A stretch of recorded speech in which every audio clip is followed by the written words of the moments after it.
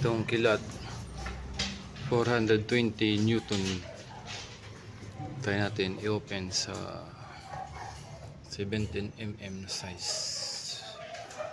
Ito ay sure na may gupit na. Ayan. Ayan, urang daya.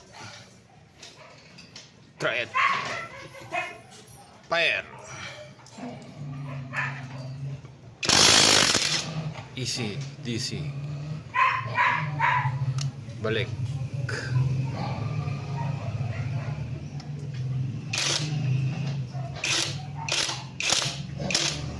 Ayan, tala baka ma-damage. Ayan, ayan. Tumatawa lang ang aso sa sobrang lakas. Like and subscribe mga pare. Kilat, siguradong mabigat at siguradong matibay. Try natin sa 21mm na malaking SUV. Ito guys, try natin sa 21mm.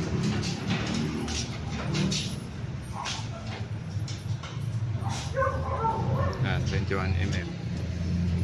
5 holes na Mitsubishi. Yan, sureball yan na pinalakas kasi matatanggal to kung hindi maigpitan kasi naka-upgrade ito, may spacer pa dito, kailangan matibay ang pagka-lock. So try natin i-open. Ayan, the moment of truth, 420 Newton, made in Taiwan o Thailand yata to. Bahala na kayo sa buhay nyo, mag-like o subscribe, basta mag-video na ako. Fire! Ayan,